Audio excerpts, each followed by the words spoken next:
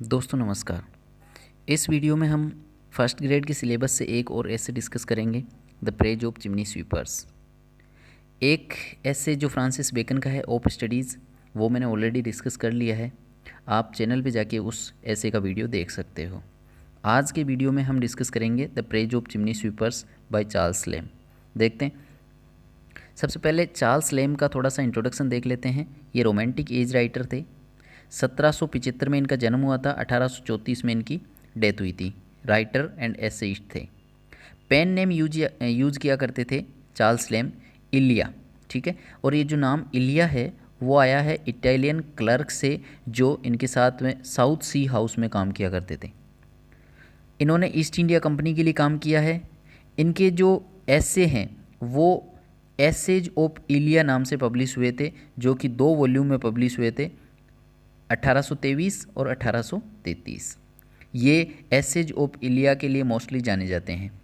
इनको Prince of English essays कहा जाता है। मैंने आपको उस वीडियो में बताया था। फादर ऑफ इंग्लिश एसेज कहते हैं फ्रांसिस बेकन को, फादर ऑफ एसेज कहते हैं मोंटेन को, प्रिंस ऑफ इंग्लिश एसेज कहते हैं चार्ल्स लैम को। ध्यान रखिएगा ये चीज़। His essays are autobiographical. इनके जो ऐसे हैं वो ऑटोबायोग्राफिकल है, इसलिए चार्ल्स लैम ने अपने ऐसे के बारे में खुद कहा है कि I am myself the subject of my essays, कि मैं जो है वो मेरे खुद के एसेज जो है उनका सब्जेक्ट मैं खुद होता हूँ। देखते हैं ऐसे के बारे में थोड़ा सा।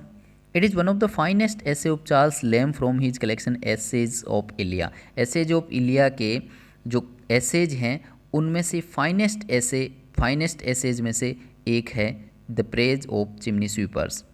इट इज़ ए मेमोरेबल ऐसे, ये एक मेमोरेबल ऐसे है, chiefly because of the feeling of humanity which provides it, जो कि एक ह्यूमिनिटी फीलिंग को प्रदर्शित करता है, जिस इस ऐसे में ह्यूमिनिटी की फीलिंग जो है वो भरी हुई है। इन दिस ऐसे, इस ऐसे में Lamb deals with issues of child labour. Lamb जो है यानी चार्ल्स लैम जो है राइटर जो है वो mostly child labour, social in equality and the condition of professional conduct in industrial England. Child labour, social inequality और इसके अलावा जो इंडस्ट्रियल इंग्लैंड है, यानी उस दौरान जो इंग्लैंड यानी औद्योगिक क्रांति के दौरान जो इंग्लैंड में लोगों के साथ जो बर्ताव होता था, ख़ास तौर से जो निचले तबके के लोग हैं, मजदूर वर्ग जो है, उनके साथ जो कंडक्ट किया जाता था, बर्ताव होता था, उसके बारे में, सोशल इनइक्वलिटी के बारे में और चाइल्ड लेबर के बारे में फोकस किया है। The essay shows Lamb's essential kindness and generosity towards the poor children. इस ऐसे में जो बच्चे होते हैं, उन बच्चे, उस टाइम के जो बच्चे थे, जो मिडिल क्लास फैमिली के या लोअर क्लास फैमिली के जो बच्चे थे, जो हार्ड वर्क करते थे, उनके प्रति काइंडनेस एंड जेनरोसिटी इस ऐसे में चार्ल्स लैम ने दिखाई है। देखते हैं, लाइन बाय लाइन एक्सप्लेन करते हैं ऐसे को। I like to meet a sweep. मुझे एक स्वीप से मिलना पसंद है, एक स्वीपर से मिलना पसंद है। अंडरस्टैंड मी, समझने की कोशिश कीजिए। नॉट ए ग्रॉन स्वीपर, एक कोई बड़ा बूढ़ा स्वीपर नहीं, मतलब मुझे स्वीपर से मिलना पसंद है लेकिन एक कोई बड़ा बूढ़ा स्वीपर नहीं। ओल्ड चिमनी स्वीपर्स, जो बड़े चिमनी स्वीपर्स होते हैं, जो मेच्योर चिमनी स्वीपर्स होते हैं, are by no means attractive. वो किसी भी सूरत से, मतलब किसी भी बात से वो अट्रैक्टिव नहीं होते हैं। बट वन ऑफ दोज, लेकिन उनमें से एक नोवाइसेज, जो कि अभी नौसीखिए हैं, ब्लूमिंग थ्रू देयर फर्स्ट नेग्रीट्यूड, जो कि अपने फर्स्ट नेग्रीट्यूड से ब्लूम कर रहे हैं। नेग्रीट्यूड यहाँ वर्ड जो लिया गया है वो निग्रो से लिया गया है। नेग्रीट्यूड निग्रो से लिया गया है। निग्रो जो प्रजाति होती है वो यहाँ पे मतलब उनकी ब्लैकनेस को रिफ्लेक्ट किया है यहाँ पर, कि वो अपने फर्स्ट नेग्रीट्यूड से ब्लूम कर रहे हैं, मतलब पहली बार। हालांकि वो है इंग्लैंड से, मतलब वो जो है वो वाइट पीपल है, वो जो बच्चे हैं वो वाइट है, लेकिन चिमनी में जब वो घुसते हैं, चिमनी स्वीपर जो है, और वहाँ पे जो कालिक उनके लग जाती है, इससे उस कालिक से उस धुएं की कालापन उस उनकी बॉडी पे जब लग जाता है तो वो कुछ काले दिखाई देने लगते हैं, यानी वो निग्रो की तरह दिखाई देने लगते हैं। तो वो फर्स्ट टाइम, यानी बहुत ही उनकी जो पहली स्टेज है जब वो अपने नेग्रीट्यूड को इंट्रोड्यूस कर रहे हैं, मतलब वो उन्होंने अभी जस्ट शुरू ही किया है चिमनी स्वीपर का काम। The maternal washing not quite effaced from the cheek. उनके गालों से अभी माँ का प्यार जो है वो भी इफेस नहीं हुआ है। Such as come forth with the don.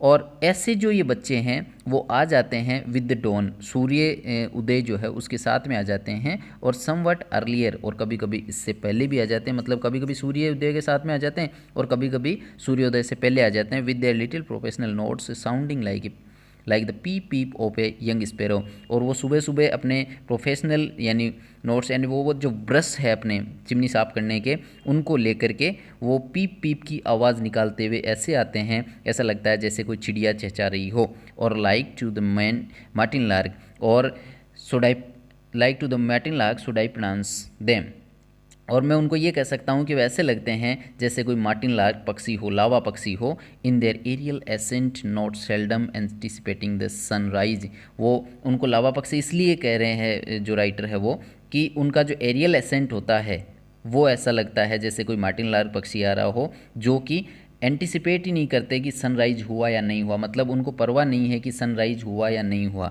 उनको भनक ही नहीं होती कि सनराइज अभी हुआ है या नहीं हुआ। कभी कभी वो सनराइज के साथ में और कभी कभी वो सनराइज से पहले आ जाते हैं। I have a kindly yearning towards these dim specs, मैं इनके प्रति काफ़ी एक काइंडली भाव रखता हूँ। पुअर ब्लॉट्स, अब इनको डिम स्पेक्स बोला है, पुअर ब्लॉट्स बोला है, इनोसेंट ब्लैकनेस यहाँ पे बोला है, मतलब इनकी जो इनोसेंट ब्लैकनेस है उसके प्रति उनके जो पुअर ब्लॉट्स है, इन पे जो धब्बे लग जाते हैं, काले कलर के धब्बे लग जाते हैं, उनके प्रति, इन लोगों के प्रति मेरी जो है वो काफ़ी ज़्यादा काइंडली फीलिंग रहती है। कवि ये कहना चाह रहे हैं, सॉरी राइटर ये कहना चाह रहे हैं, आई रेवरेंस दीज यंग अफ्रीकन्स, मैं इनका सम्मान करता हूँ। यंग अफ्रीकन्स, अफ्रीकन्स मतलब फिर यहाँ पे ब्लैक पीपल से को इंडिकेट करते हुए कह रहे हैं कि ये जो लोग हैं वो ऐसे लगते हैं जैसे अफ्रीकन्स है, मतलब इनके ऊपर जो कालिक लग जाती है तो इनका कलर थोड़ा सा ब्लैक दिखाई देने लग जाता है, तो ये इनको यंग अफ्रीकन्स कह के बुला रहे हैं writer. Of our own growth, I reverence these young Africans of our own growth, मतलब मैं इन यंग अफ्रीकन्स का सम्मान करता हूँ। दीज ऑलमोस्ट क्लर्जी इम्प्स, जो कि ऐसे लगते हैं जैसे कोई क्लर्जी हो, मतलब इनका इंप्रेशन जो होता है क्लर्जी की तरह होता है। अब क्लर्जी इनको क्यों कहा है, दो कारण से कहा है। पहला तो ये, who sport their cloth without assumption, जो कि अपने जो क्लॉथ होते हैं वो एक बिना किसी घमंड के, बिना किसी एजम्पशन के, बिना किसी दिखावे के वो शो करते रहते हैं, मतलब इनके ऊपर काले धब्बे लग जाते हैं, फिर तो वो उनके कपड़े जो है ऐसे लगता है जैसे कोई क्लर्जी के कपड़े हो, तो वो दिखाते हैं बिना किसी ऐसे डर के, बिना किसी घमंड के। एंड फ्रॉम देयर लिटिल पल्पिट्स, और वो लिटिल पल्पिट, पल्पिट होता है पादरी जहाँ पे जो है क्लर्जी जहाँ पे जो है खड़ा होकर के स्पीच देते हैं, जहाँ से प्रीच करते हैं, उस जगह को बोलते हैं पल्पिट। और ये जो है दूसरा ये बता रहे हैं कि ये बच्चे जो है वो भी अपने पल्पिट से the tops of chimneys, pulpit कहा है चिमनी का जो टॉप होता है जिनको ये साफ करते हैं, उस चिमनी के टॉप से, उस पल्पिट से ये भी in the nipping air of December morning, दिसंबर की सुबह की जो हवा होती है, काट देने वाली, चीर देने वाली हवा होती है, ठंडी जो हवा होती है, उस दिसंबर की सुबह में ये preach a lesson of patience to mankind, ये क्या करते हैं, मैनकाइंड को पैसेंस का लेसन जो है वो पार्ट जो है पढ़ाते हैं। इस प्रकार ये एक पादरी की तरह लगते हैं। व्हेन ए चाइल्ड, अब राइटर जो है वो अपने चाइल्डहुड की बात कर रहा है। व्हाट ए मिस्टीरियस प्लेजर, कि कितना ज़्यादा मिस्टीरियस खुशी थी वो, मतलब रहस्यमयी खुशी थी। It was to witness their operation, उनके ऑपरेशन को देखना, मतलब जब मैं बच्चा था तो मुझे बहुत ज़्यादा रहस्यमयी लगता था, रहस्यमयी खुशी मिलती थी जब मैं इन लोगों को ऐसा काम करते हुए देखता था। To see a chit no bigger than one's self enter,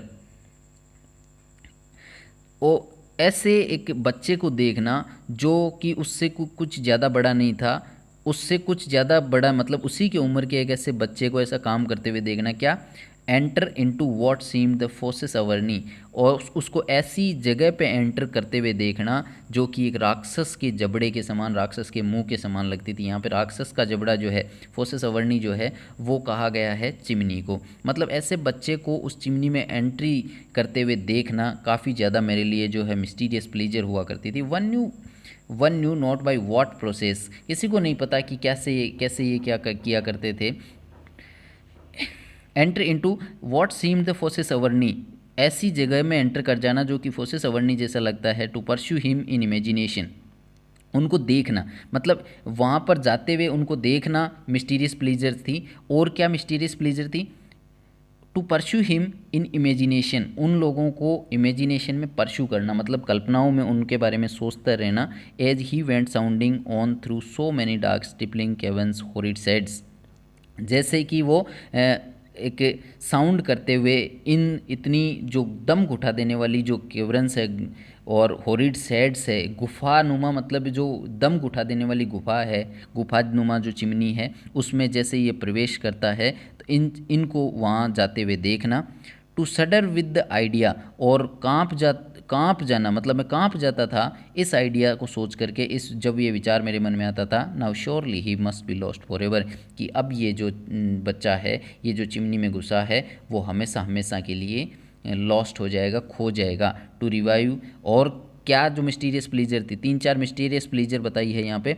पहला ये कि उनको चिमनी में घुसते हुए देखना, दूसरा ये कि उनके बारे में सोचना, मतलब कल्पनाओं में जो है उनका पीछा करना, उनके बारे में सोचना। तीसरा ये कि जब मैं उनके बारे में सोचता था तो ऐसा लगता था जैसे कि वो अब कभी भी वापस नहीं आएंगे। और चौथा ये कि to revive at hearing his feeble shout of discovered daylight, और जब वो चिमनी को साफ करके ऊपर की तरफ डेलाइट को डिस्कवर करता था, ऊपर की तरफ निकलता था, तो वो एक कमज़ोर सी आवाज़ में बोलता था, साउट करता था, चिल्लाता था, उसको सुनना मेरे लिए काफ़ी मिस्टीरियस प्लेजर की बात थी। एंड देन, और लास्ट में, ओ फुलनेस ऑफ डिलाइट, मतलब बहुत ही खुशी वाली जो है वो प्लेजर थी, मतलब बहुत ज़्यादा खुशी होती थी इस चीज़ से। लास्ट में किस चीज़ से? रनिंग आउट ऑफ डोर्स, जब मैं दरवाज़ों से बाहर भाग के जाया करता था। To come just in time to see the sable phenomenon emerge in safety, ये देखने के लिए कि ये जो सेबल फिनोमिनन, यहाँ पे ध्यान रखिएगा, सेबल फिनोमिनन जो इन बच्चों को बोला है, जो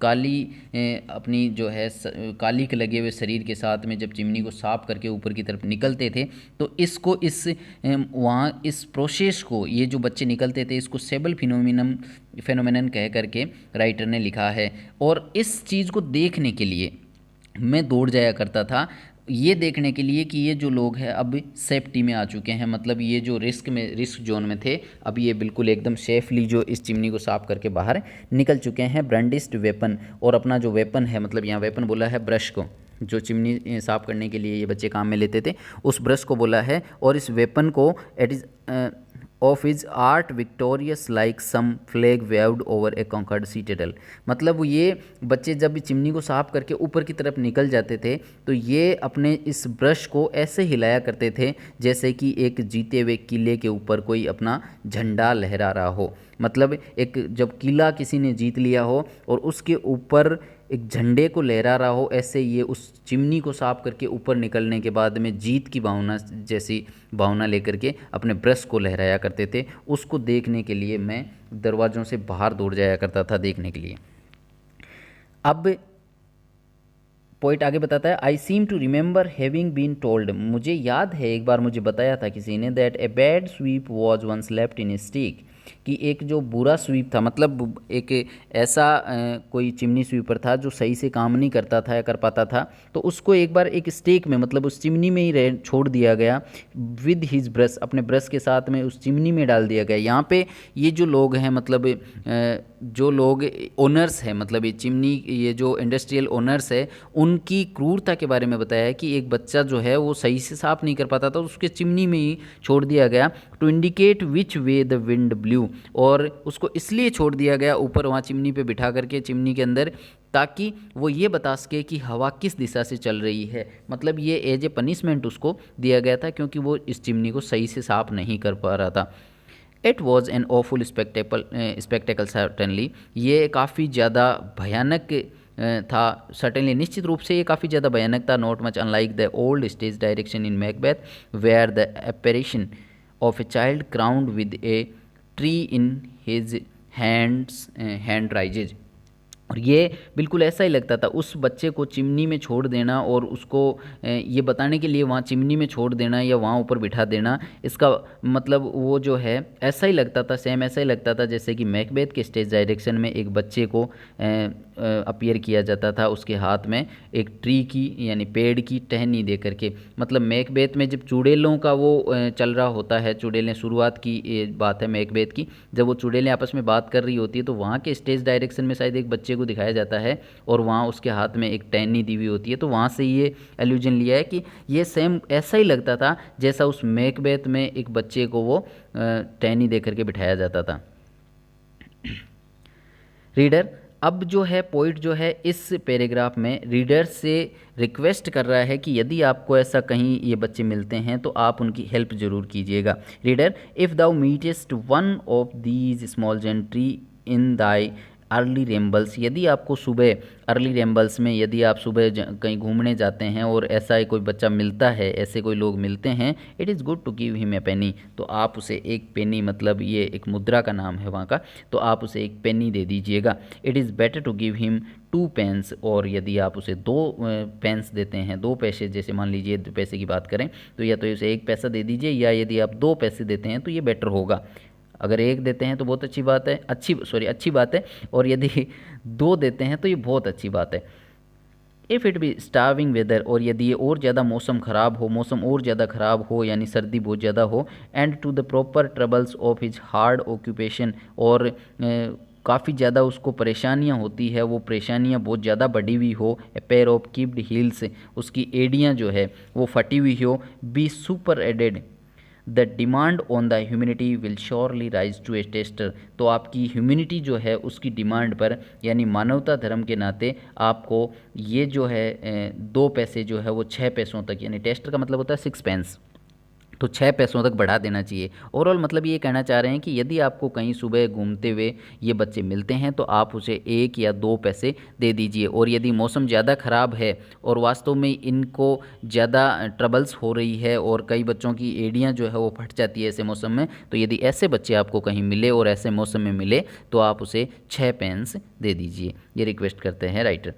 देर इज ए कंपोजिशन, अब देखिए यहाँ पर इस पैराग्राफ में बच्चों से थोड़ा सा हट करके एक कंपोजिशन के बारे में बात कर रहे हैं राइटर, जो ये जो चिमनी स्वीपर्स है वो यूजुअली पीते हैं, जैसे कोई चाय होती है वैसे एक कंपोजिशन की बात कर रहे हैं, और कंपोजिशन ये बच्चे पीते हैं, बड़े चाव से पीते हैं। तो क्या कहा, देर इज ए कंपोजिशन, एक कंपोजिशन की बात है, the ground work of which I have understood to be the sweet wood, ये कल वाइक्लिप्टिस सफ्रास, एक ground work of which I have understood, जैसा कि मुझे समझ में आता है, द स्वीट वुड, ये किससे बनता है, एक स्वीट वुड से बनता है, एक कंपोजिशन है जो कि स्वीट वुड से बनता है, वाइक्लिप्ट ससाप्रास से बनता है। दिस वुड बॉइल्ड, इस वुड को क्या किया जाता है, एक लकड़ी को क्या किया जाता है, बॉयल डाउन, उबाला जाता है, to a kind of tea, एक चाय की फॉर्म में उबाला जाता है, जैसे अपन चाय बनाते हैं वैसे इस लकड़ी को उबाला जाता है, and tempered with an infusion of milk and sugar, और इसमें दूध और चीनी मिलाई जाती है, has to some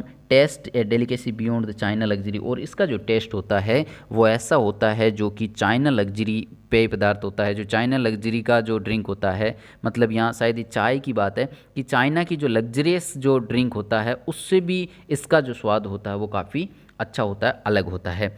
I know not how thy palate may relish it, मुझे नहीं पता कि आपका जो पैलेट है, आपका जो तालू है वो इसे कैसे रिलीज करता है, कैसे बर्दाश्त करता है। फॉर माई सेल्फ, मेरी बात यदि करें, with every difference to judicious mister Read, तो मैं जो है वो सम्मान करता हूँ उस आदमी का, मिस्टर रीड का, who had time out mind kept open A shop, जिसने ये दुकान यहाँ पे खोल रखी है। दुकान मतलब ये जो ससाफ्रास जो है ये पेय पदार्थ एक आदमी जो है, मिस्टर रीड नाम का एक आदमी जिसने एक दुकान लगा रखी है, उस दुकान पे जैसे चाय की थड़ी होती है वैसे इस मिस्टर रीड ने चाय की थड़ी सी उस ससाफ्रास की थड़ी लगा रखी है, और वो वहाँ पे उबाल के बना के लोगों को पिलाता है। तो मैं इसको सम्मान करता हूँ।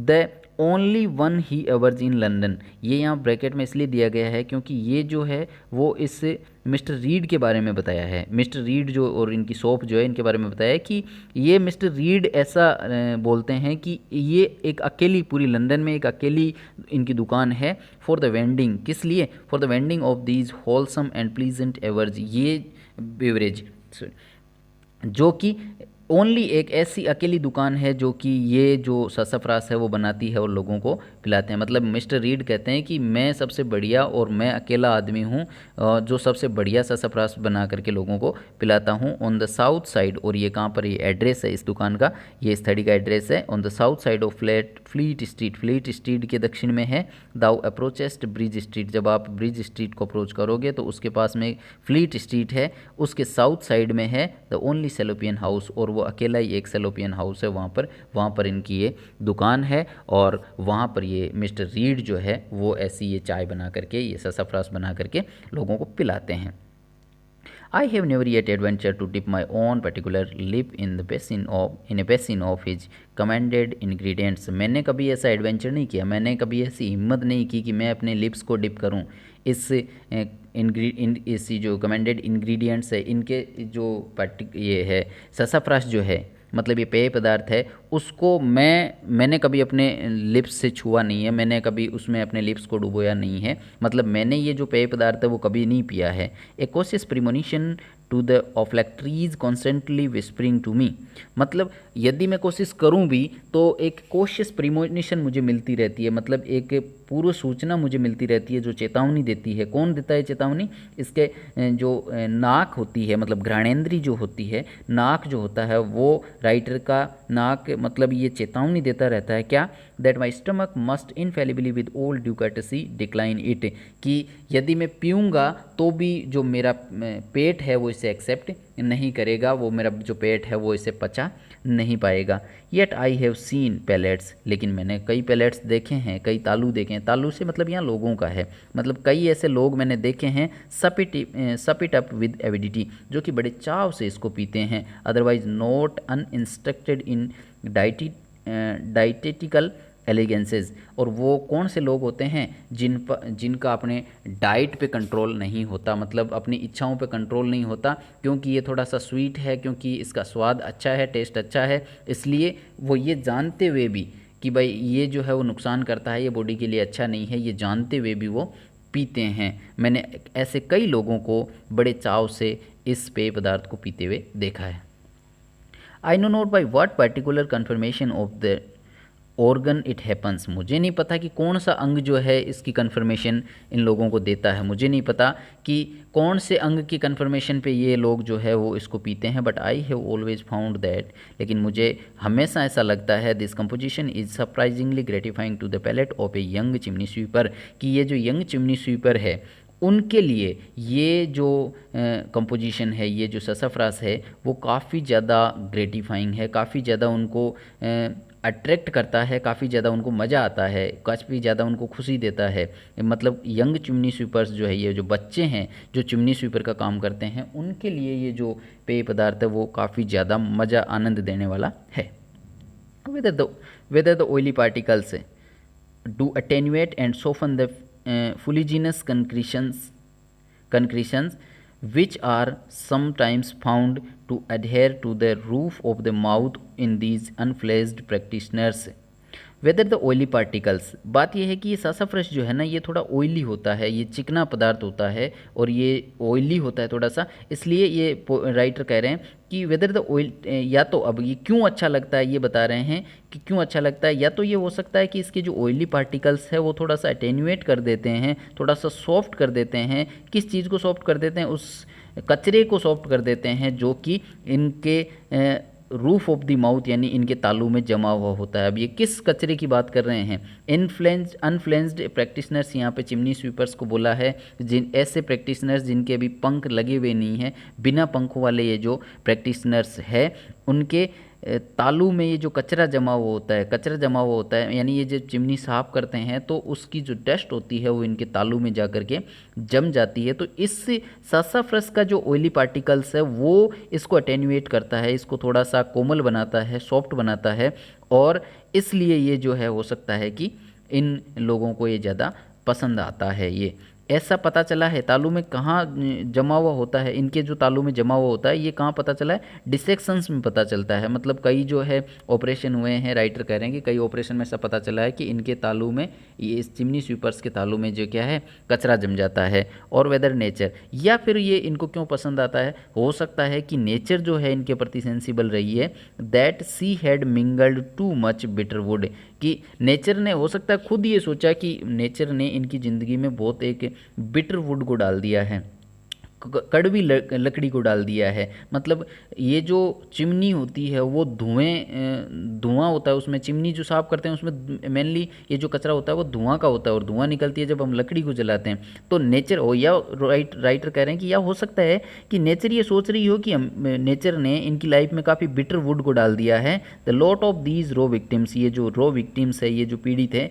इनकी लाइफ में, यानी चिमनी स्वीपर्स है, इनकी लाइफ में बिटर वुड को डाल दिया है, कॉज टू ग्रो, और इसलिए नेचर ने क्या किया, ग्रो आउट किया है, उगाया है हर द अर्थ हर ससाफ्रस, और इस पृथ्वी से हो सकता है नेचर ने फिर इसलिए ससाफ्रस को इस अर्थ से उगाया है, फॉर ए स्वीट लेनेटिव, ताकि उनको एक मीठी जो है, लेनेटिव मतलब आप ये कह सकते हैं लग्जेटिव या मेडिसिन कह सकते हैं, एक मीठी मेडिसिन उनको दी जा सके, उस बिटर वुड का इफ़ेक्ट कम करने के लिए, उस बिटर वुड का प्रभाव जो है वो कम करने के लिए एक स्वीट लेनेटिव के रूप में ससाफ्रस को हो सकता है नेचर ने जानबूझ के सेंसिबल होते हुए उगाया है। या फिर हो सकता है कि ये जिस कोयली पार्टिकल्स जो है वो इनके जो तालू है उसको थोड़ा सॉफ्ट कर देते हैं, इसलिए बड़े चाव से पीते हैं। दो रीज़न यहाँ बताए हैं कि क्यों ये चाव से पीते हैं, मेरे को ये दो रीज़न समझ में आते हैं। एक ये रीज़न कि हो सकता है ये ओल्डी पार्टिकल्स जो है वो उनके तालू को थोड़ा सॉफ्ट बनाते हैं इसलिए, या फिर हो सकता है नेचर ने खुद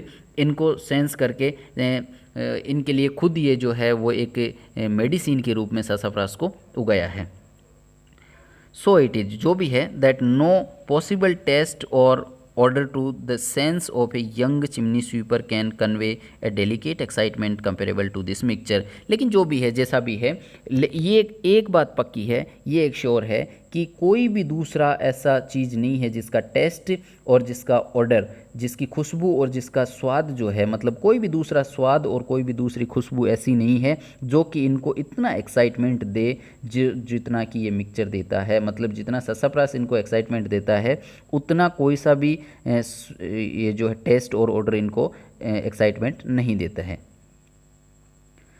तो इस वीडियो में अपन इतना ही देखेंगे, आगे का जो ऐसे है वो अगले वीडियो में देखेंगे। बने रहिए चैनल के साथ में, सब्सक्राइब कर लीजिए यदि आपने नहीं किया है तो। और गाइज़ यदि वीडियो अच्छा लगता है तो लाइक कर दिया करो, क्योंकि आपके जो लाइक्स है वही मेरे मोटिवेशन होते हैं, मैं ऐसे वीडियो बनाता रहूँगा। कोशिश करेंगे कि सिलेबस टाइम से कंप्लीट हो जाए। मिलते हैं अगले वीडियो में, तब तक के लिए टेक केयर, बाय बाय।